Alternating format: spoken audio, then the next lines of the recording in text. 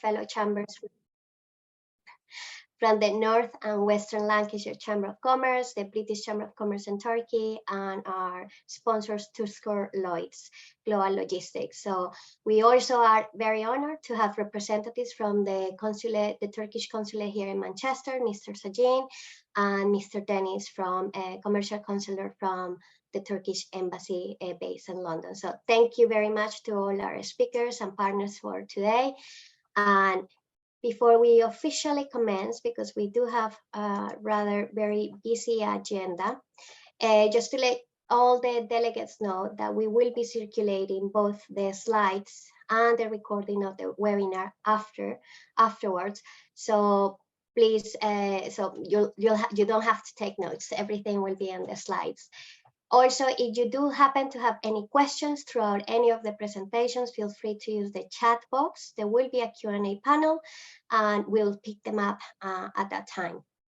So, right, just without further ado, just a few welcome words from myself, and just briefly introducing the Chamber for those who are not aware of who we are. We are the largest accredited Chamber of Commerce in the UK.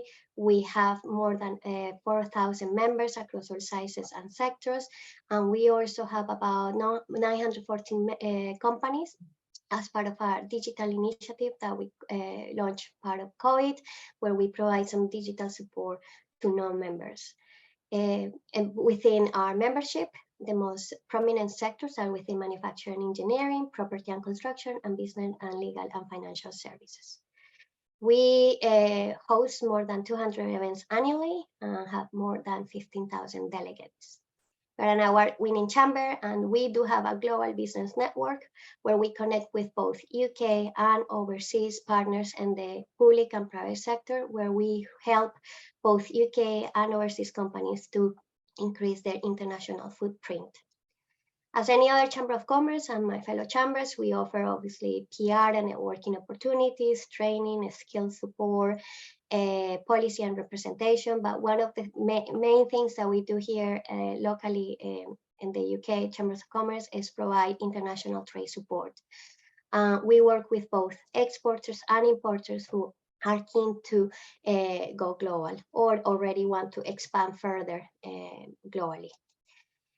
Amongst the services that we offer include market awareness, market research, market entry services, training courses, export and import, bespoke advice, customs compliance services, getting paid services such as letters of credit, credit checks, helping you with your due diligence.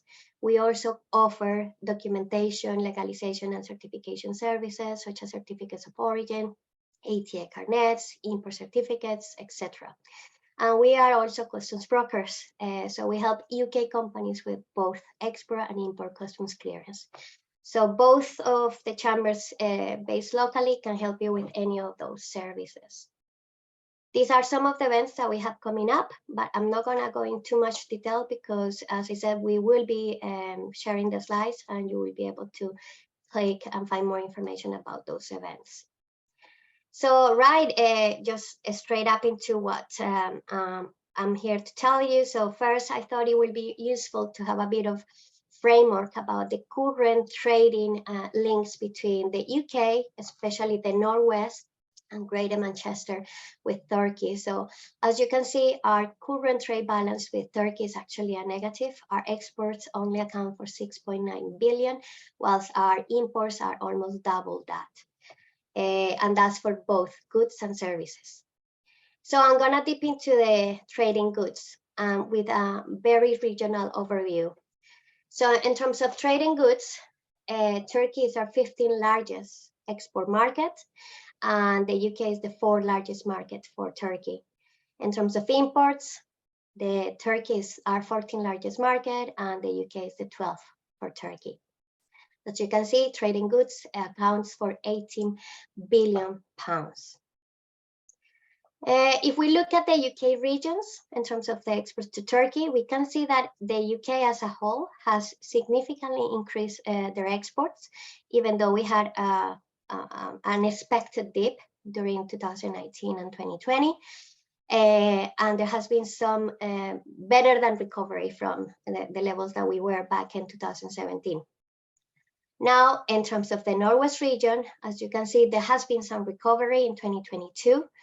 However, we are not quite back to the levels that we experienced back in 2017. So as you can see, we have 471 million back in 2017, and in 2022, we were at 460 million.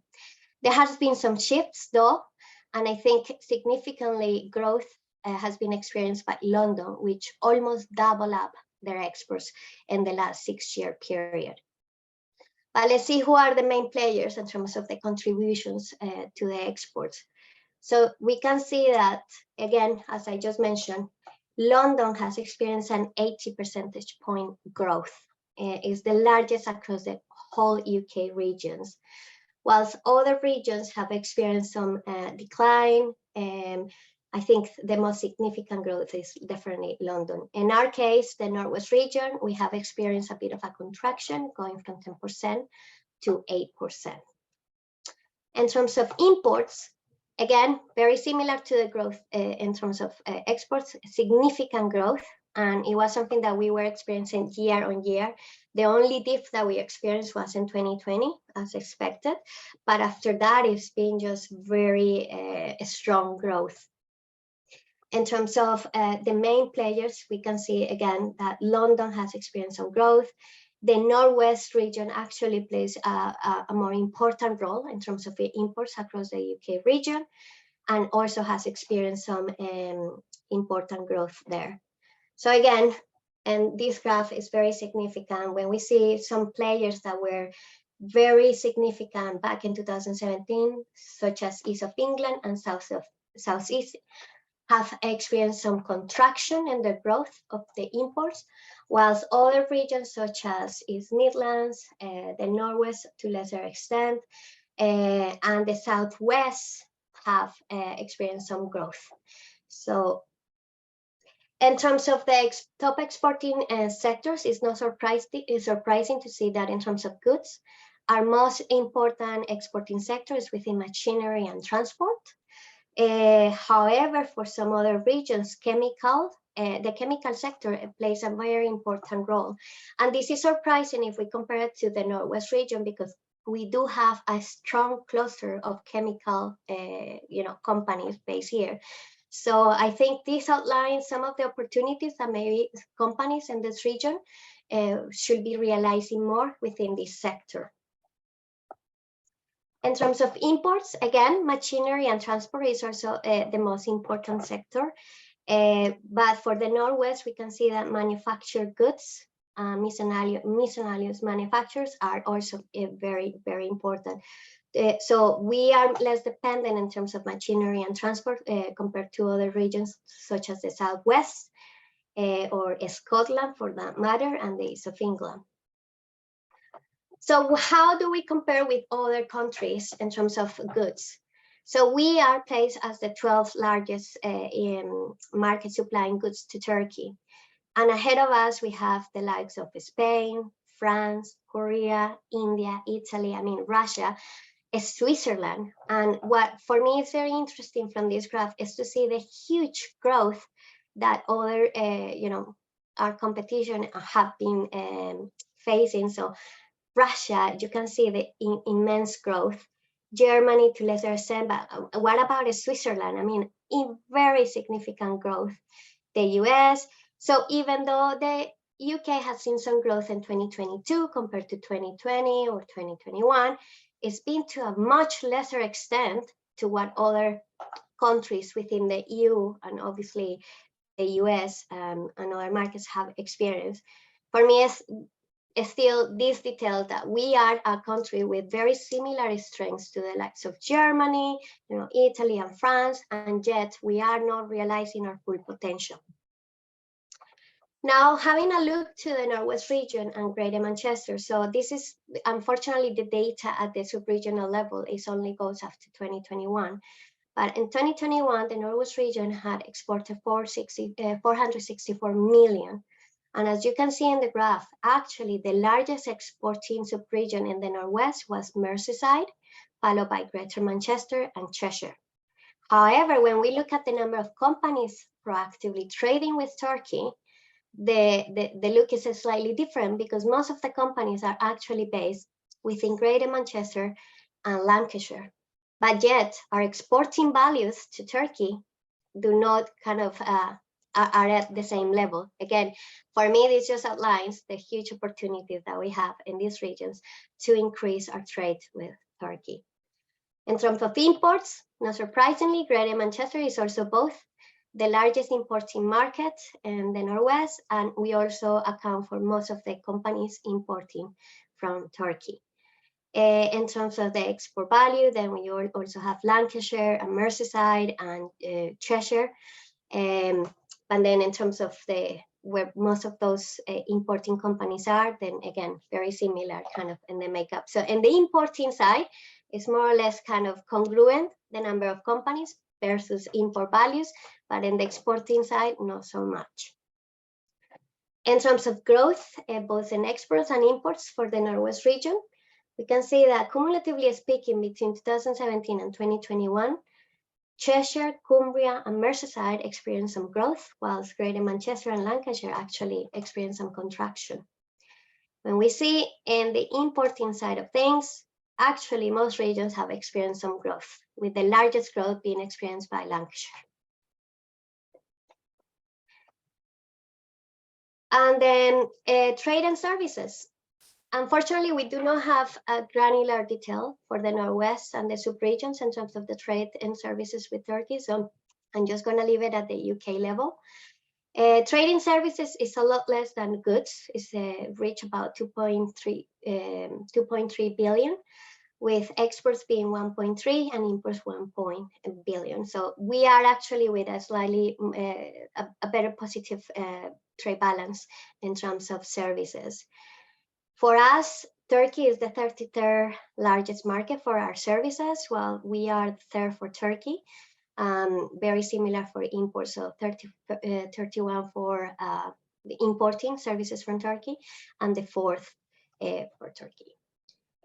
In terms of the key sectors, well, not surprising, in terms of exports from the UK to Turkey, financial services takes the lead, very close by other business services, and transportation and travel.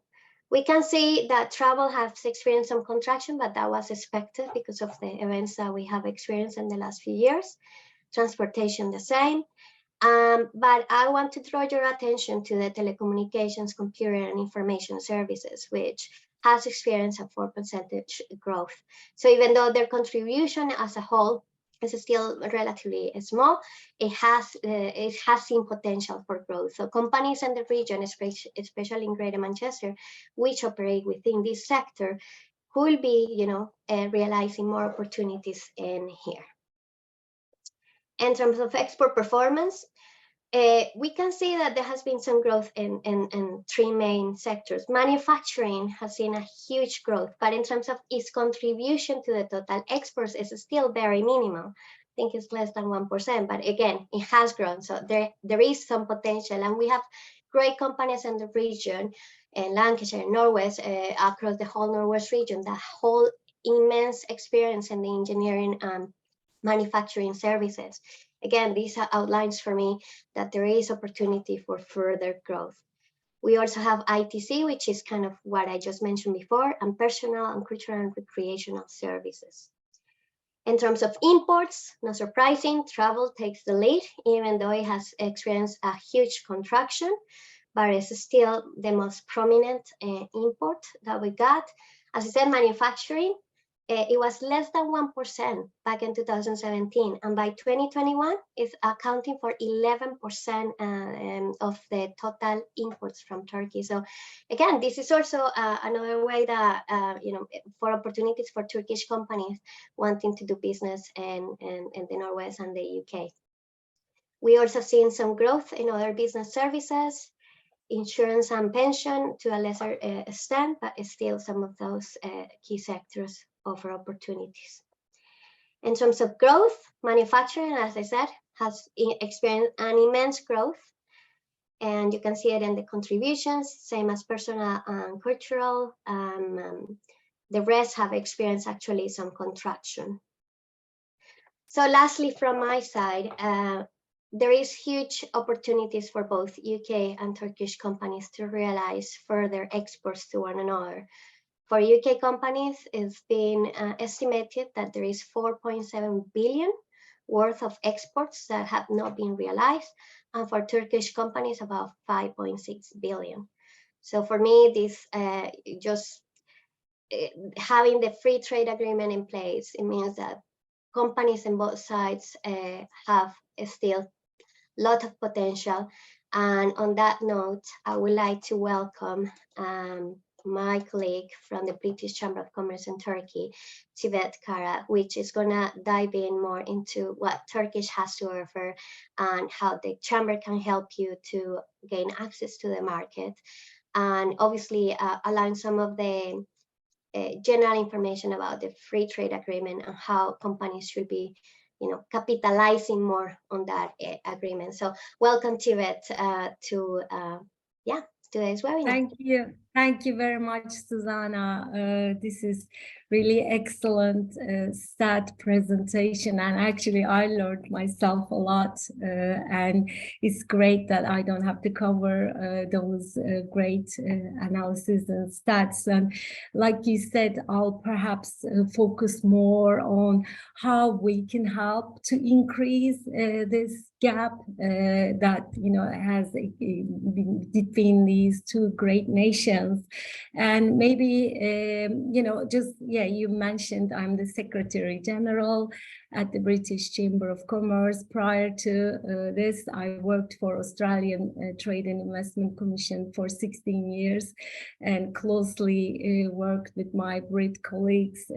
So it's a great pleasure, and thank you very much for organizing this event, and it's great to meet most of you. So if we can go to the next slide, I'd like to just give brief information. Maybe most of it is already quite familiar to a lot of you because we are a close country, and a lot of you must have visited, as you saw from the tourism figures, Turkey. But just as a reminder, some figures, we are a vast country.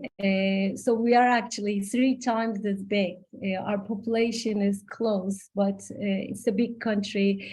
And we always brag on about our strategic location, and it is indeed great strength on our side. We have a unique position connecting Europe and East, and having really important links all with our neighbors. So on that, actually, I'd like to sort of mention that Turkey is not market in itself. Like when we do these presentations and when we talk about the bilateral trade with other countries, we always like to point out, it's just not Turkey that you will be sort of targeting when you want to export to Turkey, because a lot of companies use Turkey as a hub, and they're hubbed from Turkey. So you should really look at Turkey as a region, because we are closely within 4 to 5 hours, distance to many great other sort of markets, has huge potential.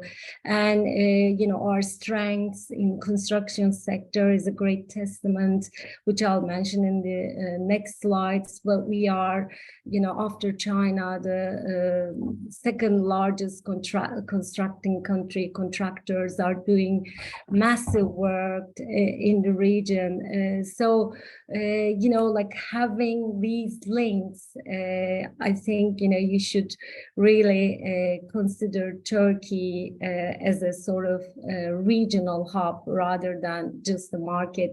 And just continuing on our strengths on the demographics, we are a very young nation. Our median age is 33. It used to be younger younger, but we are also aging.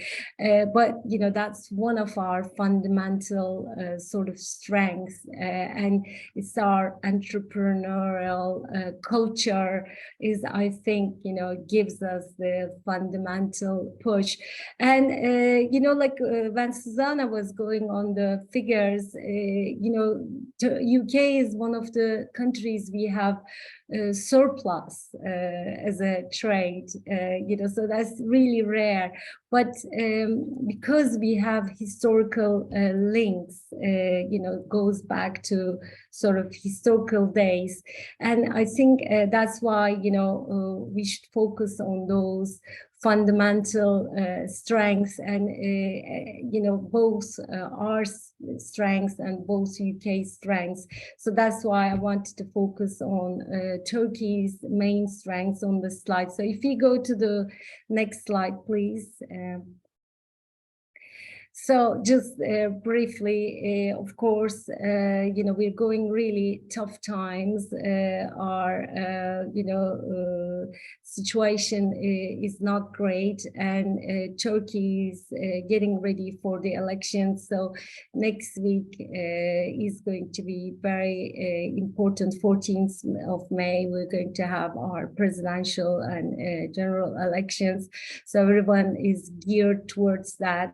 And there is like great expectation things will improve and foreign direct investment will increase, and these current economic crisis perhaps will improve. So I won't dwell on that, but if but despite all this, you know, we still have a sort of substantial GDP amount, and even despite all that GDP growth, unemployment is a big minus, but hopefully, you know, that's going to be solved. So if you can go to the next slide, please. Again, you know, on this, you know, slide, actually, before this slide, I'd like to, you know, on the economy, just want to mention, and I have my Turkish colleagues who can testament to that, no economic crisis in Turkey lasted more than 18 months. So it's our resilient culture come into the place for that. You know, we always go through ups and downs and sort of muddle through these crises and somehow survive. Again, you know, that's another fundamental strength we have as a nation, and I didn't want to miss pointing that. So Susanna covered the bilateral trade, but I just want to give you sort of general overview about our trading partners. Our main export partners is mainly actually European countries. Germany comes up top, and US, of course, is there, and then UK is one of our main trading partner. And again, you know, we do have significant trade with Middle East. And for top suppliers for Turkey, again, is, you know, like Europe, but as well as China and Russia is high up in there. And like I mentioned, you know, as a main country strength, we have 250 contracting companies from Turkey, you know, doing major work in neighboring countries.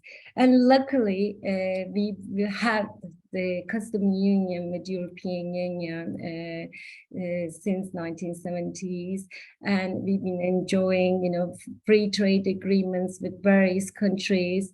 So that's really helping our, you know, export and trade figures, and which I will touch on FTA with UK, but luckily we managed to sign that FTA in 2021, and since then, you know, since the Brexit, we've also hopefully, you know, didn't get effect from the exit. So if you can go to the next slide, please. Again, I won't dwell on these stats, but that just shows where Turkey has the strengths. Again, it's vehicle manufacturing. Automotive is a big strength for Turkey. Maybe you can see, like in our presentation, we usually ask, who does Ford transport vans, and it's Turkish manufacturer, and people don't know that really. Or, the washing machines, electric appliance you use, Beko, everyone knows those names. So that's a Turkish brand. So we are a major manufacturing country, and it became a manufacturing hub, like I said previously. So that also shows on our export figures. So it's a major item, machinery and vehicles, as well as electrical equipments. And of course, we have a significant mining potential in the country. So that's also shows on our export figures. That's becoming a significant export item. And of course, textile sector is quite strong here. And we do have that potential. We were planning to bring a textile mission to UK, but that got affected with the earthquake. But I will mention it in the next slides. And our imports, because of the manufacturing, you need a lot of inputs into the manufacturing. So we do also import a lot, and we actually have minus, of course, in our trade balance. But yeah, a lot of inputs are imported. So again, it's representative in the similar line, but energy deficiency is a big problem, and that also shows in our trade figures. We do import most of our energy needs. So if you go to the next slide, please. Again, I won't dwell on this slide, and you can see the services. Again, we export a significant amount of mostly tourism, travel. We do get a lot of tourists. We're very lucky to receive around, some years it goes up to 40-50 million tourists. So it's a great figure, and our logistics are significant. And we also import a lot of business services, and with the UK, that's a significant item. And that's actually, I'm going to mention in the FTA agreement that, that chapter needs to be improved, because that's being negotiated. That's a significant potential area as well we see between the trade between both countries. If we go to the next slide, please. Yeah, again, Susanna mentioned greatly in detail the slides, but what we see as a chamber, it really varies and it's a very versatile sectors. We see a lot of inquiries in different sectors, and it's across many sectors. We work with both UK and Turkish companies. So we cover a wide range of areas in terms of potential. But what we see most recently is service companies who are offering fintech solutions is becoming popular here. We do get a lot of sourcing inquiries from UK. So most of the inquiries, due to the, of course, cheap Turkish lira, we're getting a lot of sourcing inquiries in manufacturing sector, like plastics, electronics. In terms of agriculture services actually becoming interesting for Turkey as well, and renewable energy, of course, a big area, and DIT is also doing a lot of proactive events in clean tech sector and as well as fintech sector. So if you go to the next slide, please.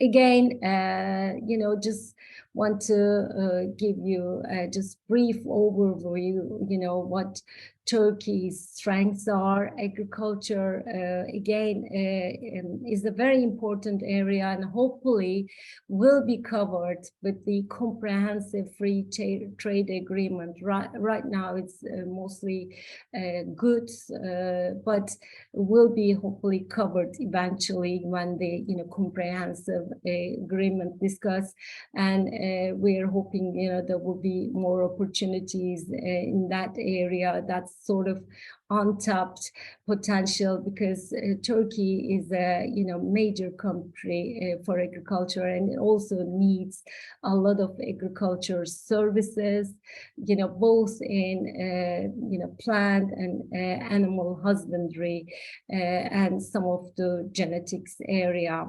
Again, like I mentioned previously, financial services, telecommunications, healthcare, and clean tech technologies becoming a really important area to focus.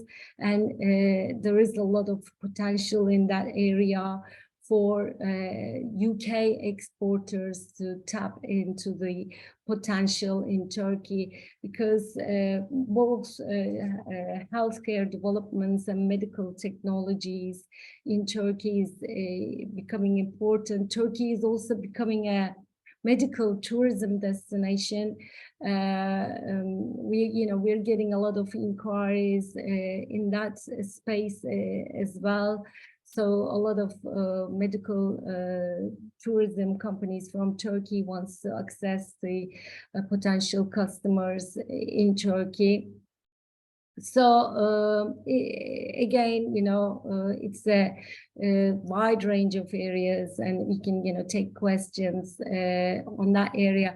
If we go to the next slide, where what I want to say, it's broad range of opportunities and areas exist. And what I like to really highlight before I go into the details of the chamber, we are here to sort of help you specifically. We basically focus on each inquiry separately, and we take every company as a special case, and we try to deliver tailor-made business services, so we can be your great sort of in-market service provider when you look at the Turkey. As I said, we have long history with UK in general. So this is actually represented here in the chamber establishment. It's the second oldest British overseas chamber worldwide. So it's a really old chamber. We're 136-year-old. We have a great reputation. It's also the third oldest overseas chamber in Turkey after France and Italy. So it's a significant date for both of the trade potential. So we do have, more and more UK companies setting up, like Dyson, Bupa set up here. More recently, they are becoming our, sort of main sponsors. So we do have, all the British big companies established in Turkey. So there's a strong fundamentals. We have around 300 members, and that, you know, is from businesses of all sizes, as well as individuals. We also accept associate members from UK. So we have another 50 associate members from UK. So it's a, you know, great representation on the ground. We have great database.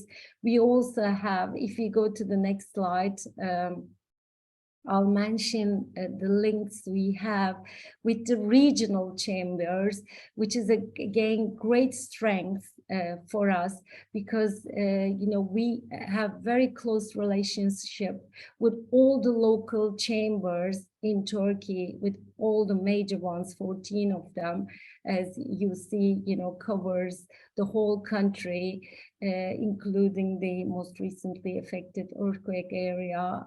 We have particularly close relationship with Gaziantep Chamber of Commerce, you know, where textiles and shoes industries are pretty strong.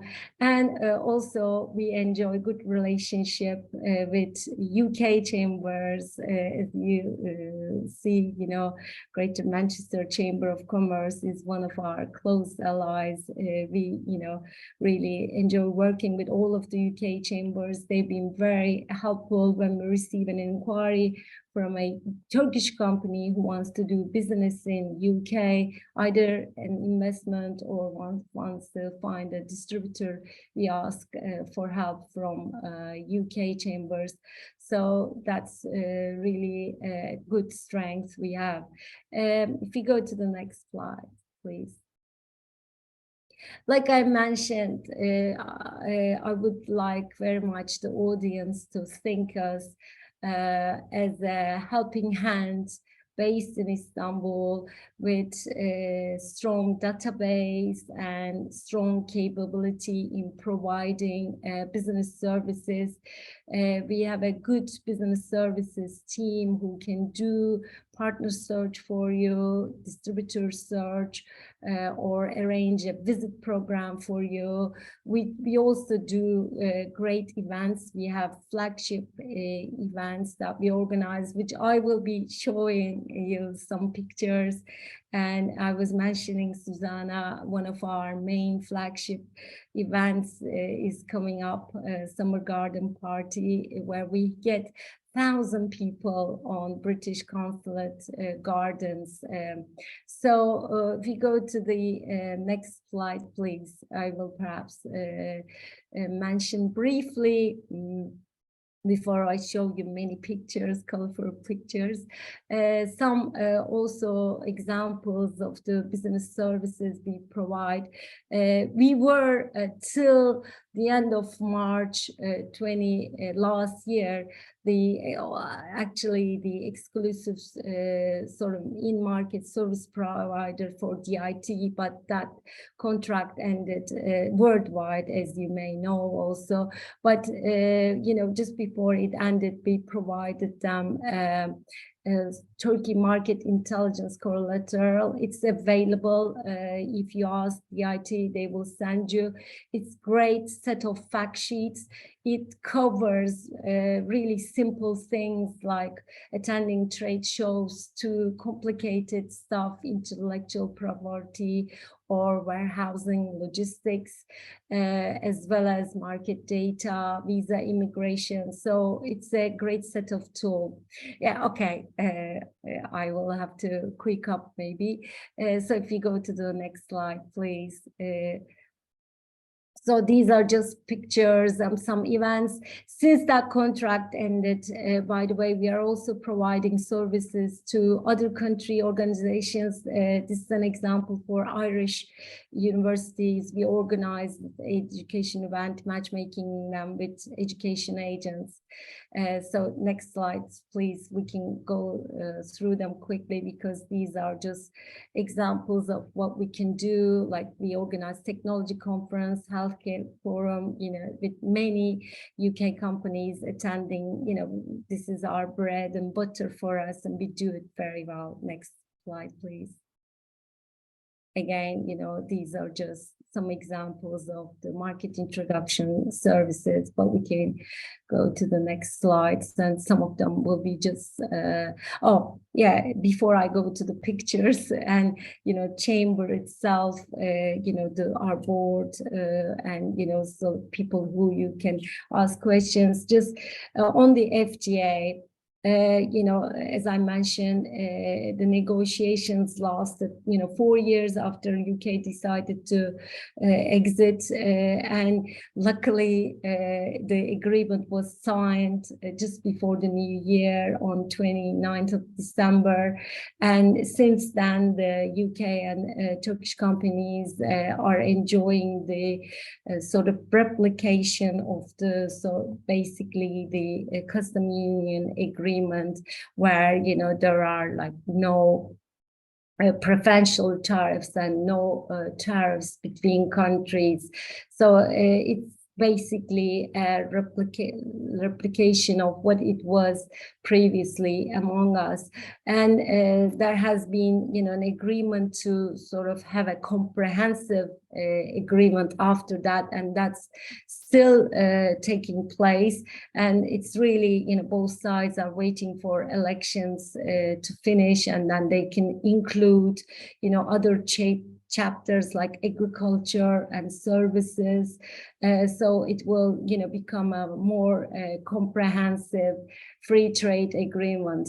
But what currently, this FTA offers, basically, if you have the origin certificate, either, UK or Turkish, you are sort of exempted from the VAT and any other taxes. So that's currently in place. And prior to Brexit, the origin of good was, as you know, was not a significant factor as long as they were in free circulation with the ATR movement certificate. But following Brexit, it has to have this origin certificate. Rules of origin are in place. So if you go to the next slide, please. So some of the key particulars that the FTA will include, like I said, this tariff elimination, rules of origin, and it will also include services and investment. It will also include the intellectual property and sustainable development. So these are going to be in the, sort of final comprehensive FTA. If we go to the same slide, actually, it's a repetition a bit. If we can go to the next slide, Susanna. Is it? Okay, so like, as well as these sort of main benefits, tariff-free trade, reduced non-tariff barriers is actually quite useful, because both countries committed to have technical regulations and standards, and they're discussing this. So there are privileges, and also like I said, services being discussed. Fintech, telecommunication, and professional services are being discussed right now. Intellectual property and the custom procedures are trying to be streamlined. And if we, for example, with the next slide, give some examples of what has been changed, or what are the main advantages. Unfortunately, one disadvantage is possibility of accumulation with other countries other than EU has been completely removed. So if you have EU content, that's accepted, but if you have content from the FTA countries like Sweden or Switzerland, Norway, unfortunately, that's not accepted in the accumulation rule.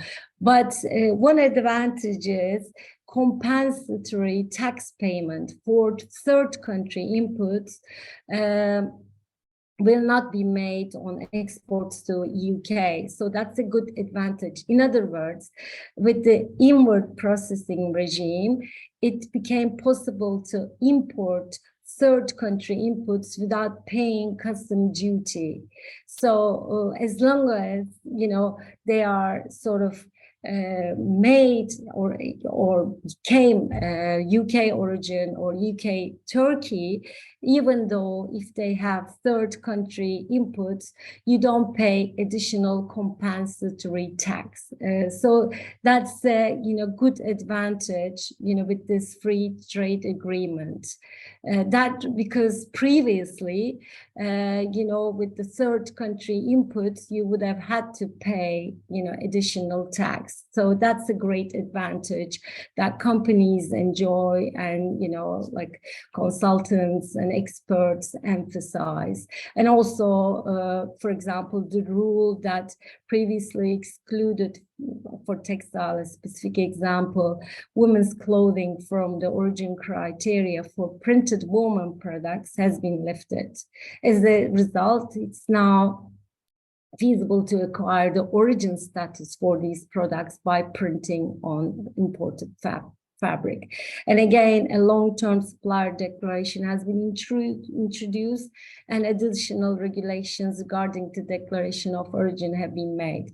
So, there are more details, but I'm sure we will come to that on the Q&A, and we have some experts that can answer further questions. So if we go to the colorful slides, and I'll be very quick because I'm perhaps going my over time here, but our team, I just want to highlight, we have great business services team. Our Ece and Nazlı are doing great job. We have again a great communication and event management team, and our chairman are maybe familiar to most of you, Chris Gaunt. He's got OBE, and he's been working extensively, tirelessly to help out to trade to increase between countries. And our board, in the next slide, I just want to show very quickly, touch on some of the key people. We have a very strong board. These are just examples, but we have, for example, members from Koç Holding. It's the largest holding in Turkey. We have the CEO on our board, and on our advisory board, we have names like the Cansen Başaran, who were the former TÜSİAD chairman. So all of our other board members are significant business people. So we have that expertise and knowledge in our system. So when we receive any questions, we can, go and ask them and get some advice. So we have strong board in the back place. And in the next slide, again, you will see our audit board, but we can move to the next colorful slide, and we'll go very quick. On the business culture, perhaps, you're very familiar to Turkish culture. We're very friendly, very hospitable, but we will also, we do also have, sort of established, sort of almost European business culture as well, but you need to sort of, take the time and, establish personal relationship. That's why we advise, companies to sort of, like work on the relationship, try to have some people contact, and if possible, visit the country, and also have a local partner. We usually advise to get a local partner or have some in-ground presence. So if you go to the colorful slides, I want to perhaps and just showing, what we do best, all these, events we do really greatly. And there are some pictures from the summer garden party. Hopefully some of you may be able to attend. If you're around on 22nd of June, get in touch with me. Just show the pictures and we can finish, Susanna. Thank you so much, Tivet. I think that we're going to have to move forward because a bit over time. But as I said, the slides will be shared, So you'll have direct contacts, and go through the slides at your leisure. Thank you. So, Thank you very much. thank you. So just before we jump into the Q&A, I know there are a few questions already in the chat. Just welcome Mr. Sajin and Mr. Dennis, if he's available, to just say a few words. Obviously, just make sure that people are aware that there is actually a consulate based here in Manchester. Thank you, Susanna. Thank you very much for inviting us to this event. I'm really humbled with your invitation. It's been almost a year and a half since I came to Manchester to set up with the mandate of setting up a new consulate here. It was all a new experience for me. It's my first position as the chief of mission as well, as a first consul general, first ever consul general of Turkey in Manchester. This is I believe the first event that Chamber of Commerce of Greater Manchester is holding for Turkey. And when I got the invitation, I didn't want to miss this chance. I also wanted our colleagues in the office of the commercial counselor in London to be on board. Thank you again so much for having us. So we set up a new consulate. It's the third consulate of Turkey in the UK after London and Edinburgh. So in fact, this indicates the importance that we are giving to the northwest of the UK. So in our brief discussion prior to the event, I just mentioned that in Turkey everybody knows about London, but really few know about Manchester. But there's a great potential here to grasp. And in fact, it's strange, but we had a consulate here in Manchester back in 1845, and the reason was again trade. So I think we are now coming back to Manchester. So instead of saying that we are opening a new consulate here, we are returning. So we really need to get the benefit of this. So now we are based in city center at 14 Oxford Court. We recently started our consular transactions. We are currently now taking baby steps, but it will improve in time, hopefully. We don't have an office for commercial counselor in Manchester. So our colleagues in London also currently covering the northwest, the whole England. But who knows, maybe in the future, with all those cooperation and links are improving, maybe we will have our own office for the commercial counselor as well. The opening of our consulate was on 6th of February. Unfortunately, it coincided with the devastating earthquakes in Turkey. But I would like to seize this opportunity to thank all those British people and organizations who sent us massive help, donations, and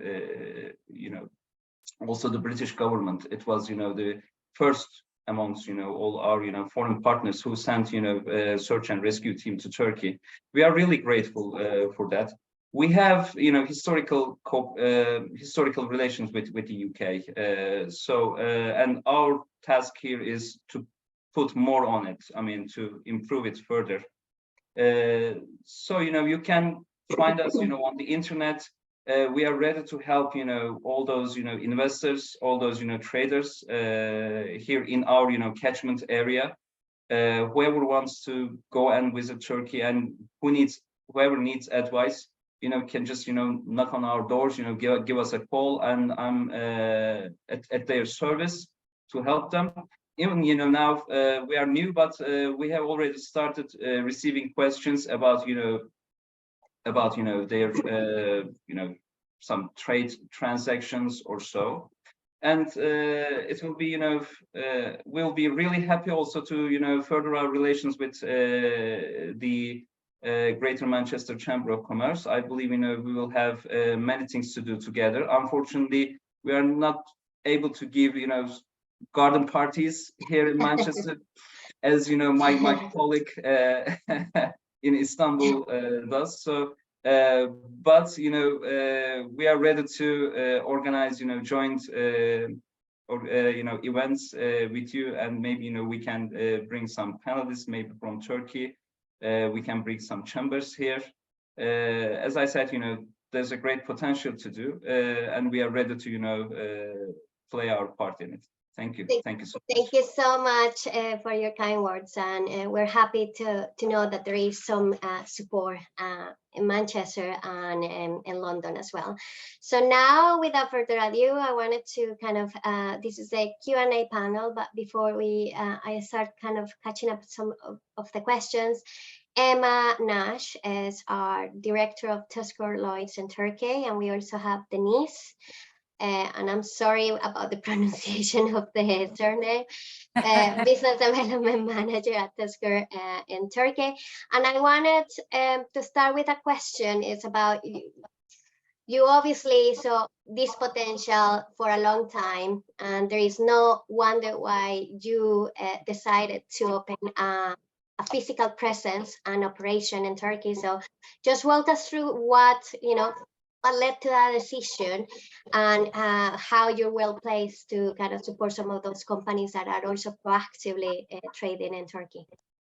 Okay, thank you, Susanna. And first of all, I'd just like to say, thank you for inviting us to be here today. It's great to listen to everybody and hear everybody's thoughts on the relationship between UK and Turkey, which is, of course, very positive. For us as a company, we have 28 years experience in the industry, and for over 20 years we've worked in the Turkish market. So we have offices in UK and we have offices in Mexico, where we have exported from UK, imported from Mexico, and done many different trade lanes throughout them years. And then in 2021, for us, we just felt it was a really good time for us to have a presence here in Turkey. Some people may say it was choice timing because we was in the the depth of the pandemic. But for us, we really wanted to just get our office here, get some presence here locally, and with the experience that we have, obviously in both UK and Mexico, it allowed us to do that. So for myself, I'm here in Turkey at the moment, but I'm based in UK most of the time, and I split my time between UK and Turkey. And my colleague here, Denise, is based full-time in our office in Izmir. So we spend a lot of time in Istanbul, a lot of time here in Izmir, and a lot of time travelling around, really, just to see how we can help companies. So for us, we do a lot in the agricultural sector, automotive, but commodity really isn't key, because whatever your commodity is here, there's going to be potential for you to do business between the two countries. What we like to do is collaborate with our customers. I don't really like the word customer because that's such a brief word, but we like to build partnerships and build relationships in the sense that we are helping them along with their journey, helping them grow on either side, in both UK and in Turkey. And it allows us here to have that opportunity, having the presence in both countries, allows us to have the knowledge on both sides, and especially for UK companies, support them from both sides as well. Because I think if you're trying to get into a new market, and there's a lot to think about, and of course the chambers have expertise in this, but from a forwarder's point of view, with documentation, with customs, where you should get your materials, from start to end, really, we can really help and give that service. So of course, if any of the audience that's attending today would like any more information, on our company, then our details have been shared. So, just reach out to us and we're here to help.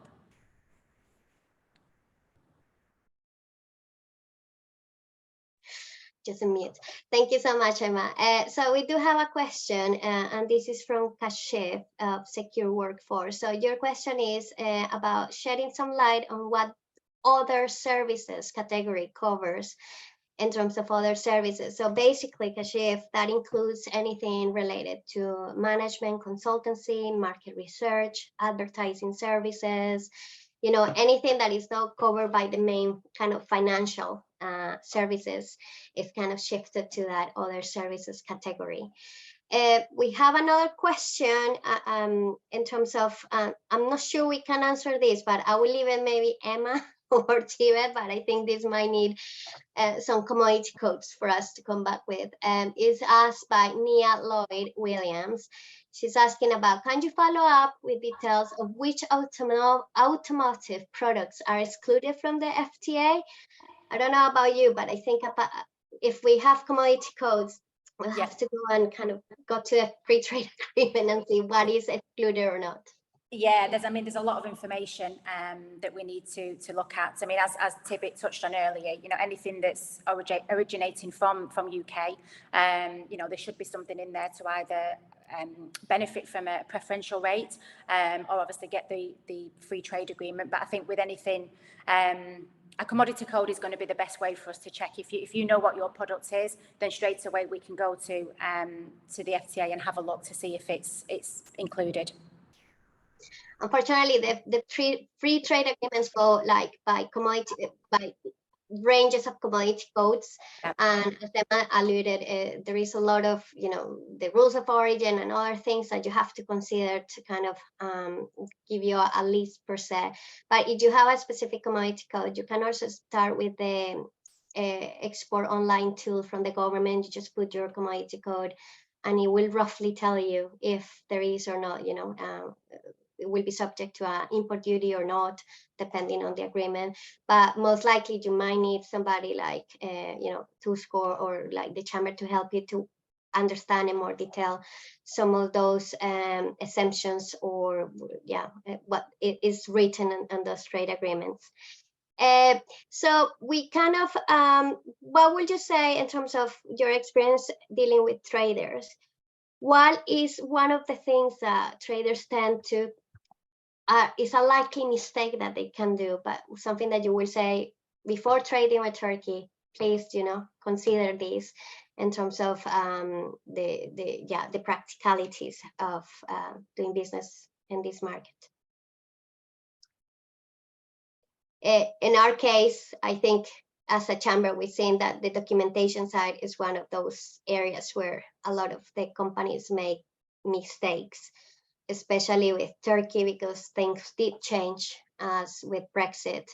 And as simple as knowing that there is no longer a requirement for a certificate of origin, but making sure that they have the right wording in their invoices is kind of one of those. It seems silly, but there has been mistakes. Not using the right wording can actually delay goods or being stuck in customs. I'm not sure, Emma, if you have any other, you know, things that you've experienced that you might want to share. Yeah, I mean, I think know your goods is the key here. Know what the product is, the commodity codes, obviously any agreements that can be taken advantage of. I think if you know this, and obviously you present this to the chambers or to, you know, your freight forwarder, then they can give you the right guidance on how you need to proceed. As Susanna said, you know, without that statement on your commercial invoice, which is declaring where the goods originate from, you're not going to benefit from it for any agreements that are in place, and also we're going to be in a position where it's holding up customs on arrival. So I think, yeah, I mean, it's a difficult, like any country, you know, all countries have their slight issues that we need to make sure that we're ahead of the game, that take the advice of a forwarder, take the advice of the chambers, because it might just be a small thing that you're not thinking about, but it can make all the difference on the arrival here in Turkey. Thank you. There is another question here, so I'm going to read it out loud, and this might be for Tibet or maybe Mr. Sajin. Are there any government incentives, grants, or support programs available for foreign businesses or specific industries wanting to, I'm guessing, establish a presence or export to or import from Turkey? So from the investment side, do you know anything that might help British companies? I mean, there are like no grants, let's say, because nobody seems to give that. But there are very proactive sort of programs or visit programs or work by, now it's called DBT, Department of Business and Trade. So particularly in the clean energy and fintech sectors, you know, they're doing a lot of proactive work to sort of increase the bilateral trade and investment into UK for startups, especially. So inward investment team based in Istanbul is proactively helping a lot of companies, and also, you know, like you know, DBT now is organizing various business forums and visit programs, you know, for, you know, variety of sectors, including mining. They brought a delegation to the mining fair in December last year. They brought a sort of fintech mission in February, and they've been, you know, sort of, there's a roll-up program. So, but get in touch with us, and, you know, maybe we can put you in touch with our colleagues, and we can maybe also look at, you know, your company in detail. So I didn't see whoever asked the question, but I welcome you to send us an email, and we can make the sort of links with the colleagues here. I think just complementing what Tivet said in terms of DBT, Department for Business and Trade, obviously, because of the recent change of name and all that kind of stuff, and the new financial year, there has been a lot of movement, but we will expect that at some point at the end of this financial year, there will be again some sort of grants available. There is still some grant support for exhibiting overseas. So if you are planning to kind of scope the market or find new partners in it, so worth checking the grants. And there is also some support via some of the regional, for example, in Lancashire, there could be something through the local lab or through Innovate UK. I understand that they do have internationalization kind of program. So it depends of the service or the goods that you've got in place, and obviously what kind of you know, objective you have with the specific market. Well, is there any other questions? Let me just see if okay.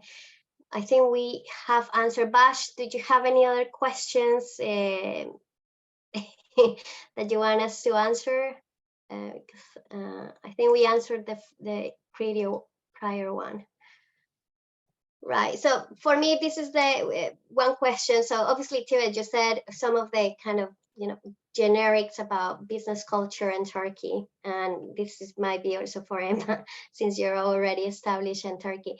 What will be things that British companies should avoid in terms of making a mistake when, you know, developing that relationship with Turkish partners? What will be like the top tips that you will say, if you're gonna, and if you're serious about your, you know, your partnership, what things they need to avoid, not to kind of, you know, damage any relationship that they're starting?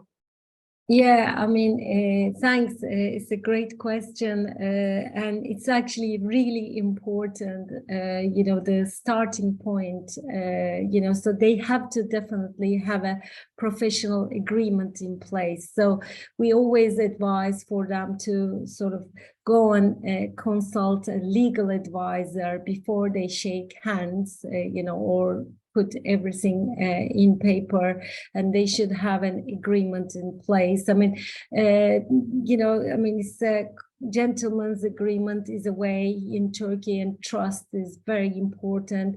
Like I was saying earlier, you know, building a relationship with the, you know, local partner is really important. So they have to take the time and work on that relationship. They have to drink lots of teas together and, you know, have the small talk about family, business. But, you know, when the actual business done, it's quite professional. Like I was saying, it's European almost. So people, you know, respect the rules. but they have to be in place and agreed and secured. Also intellectual property can be an issue. So again, those rights need to be looked at and watched at. So they have to, have the, sort of working terms, all secured payment terms. So they have to, be quite professional. Business is done professionally, and they have to, follow that rules. And, again, we do say, advise for them, companies sometimes wants to sell directly, but having a local partner, if, they're sort of targeting a massive audience, having a local partner is a good way to go. Thank you. Emma, did you have anything to add? Yeah, very very to what Tibbet said. I think the relationship here is very important, and it's really key that you do develop that. We see that with all the companies that we work with. Do take an interest, build that relationship. When it does come to business, yes, as Tibbet said, it's done in a very professional way, in a very European way. The English language is spoken here a great deal. And obviously there's access to interpreters if needed. But I think really get to know your supplier, take an interest, make the time to visit the country. And also there's so many exhibitions that happen throughout Turkey throughout the year. Not just logistics exhibitions, but specified commodity exhibitions. So I think already there's been 4 or 5 big main ones this year in Istanbul. So do take the time. Many of them are free of charge. So if you just want to attend, you can register online. And do take the time to come and visit and meet people in person, because the relationship goes a long way. A bit like old school English way of doing business. We don't see this as much in UK anymore because we're progressing. We still do, but in a lot of industries not so much. So yeah, I would just say make the relationship. Thank you. We have one more question, and this is from Bash Ali, and his question is, what are the potential challenges, risks, and obstacles that businesses typically face when operating in Turkey? And I think you partly kind of answered that through just the recent question. So we said, obviously, IP, about the building the relationship, but is there anything else that you can think about, challenges or risks that they might need to consider? I would say, Turkey is not a benign market. There is strong competition from the local market. So domestic market in itself is a big competition. And also Europe is very close, and European Custom Union. So European countries are very competitive. And like UK, they are long established. So I would say there is, the potential challenge will be the competition that you will face. And the risks would be, of course, there is a lot of uncertainty and risks, about the sort of long-term or short-term investments. So you have to really think Turkey as a long-term commitment, so you shouldn't be, looking, or your feasibility analysis should be long-term, because like I was saying in my presentation earlier, the fundamentals of this country is very strong, so we do go ups and downs a lot, so you have to, and we have a lot of turmoils along the way, so you have to see it as a long-term commitment and factor it into your plans. So that way of looking at it will, sort of avoid.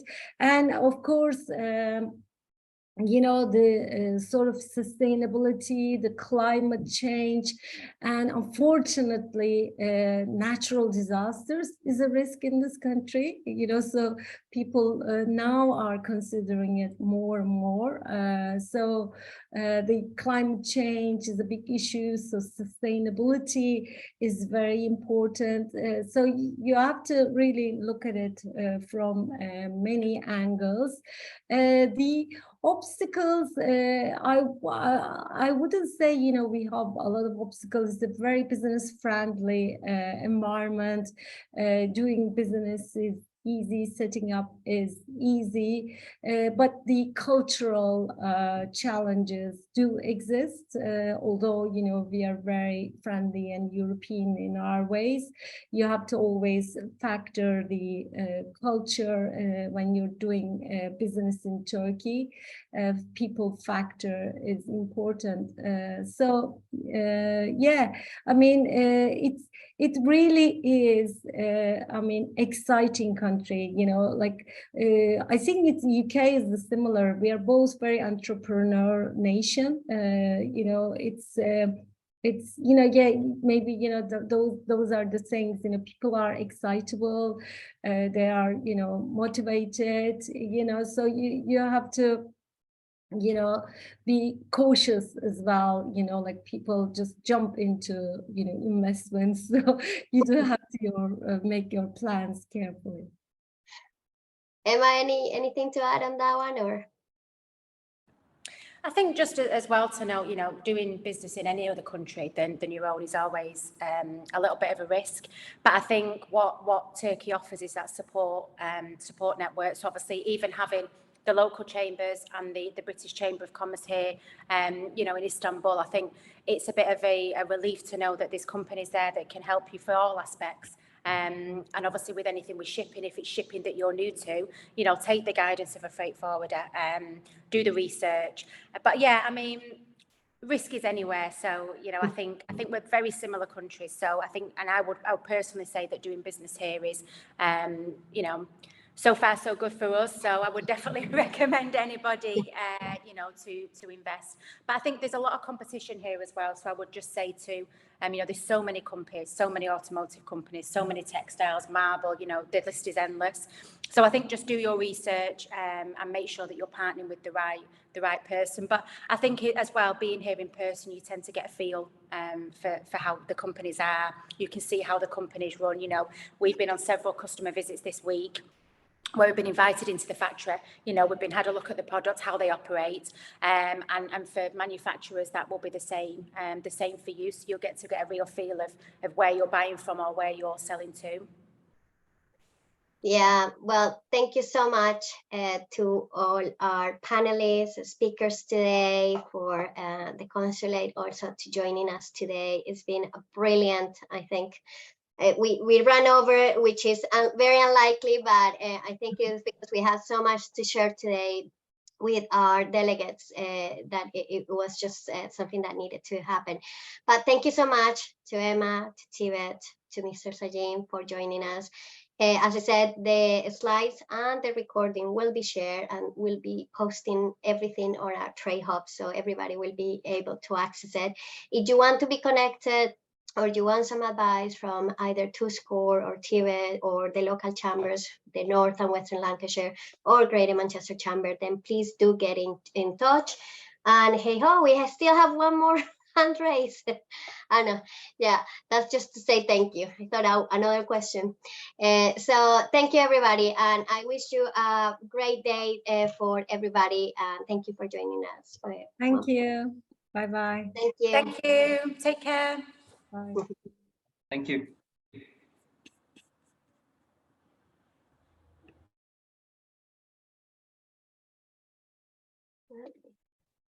Thanks, Susanna. No worries. Thank you, everybody. I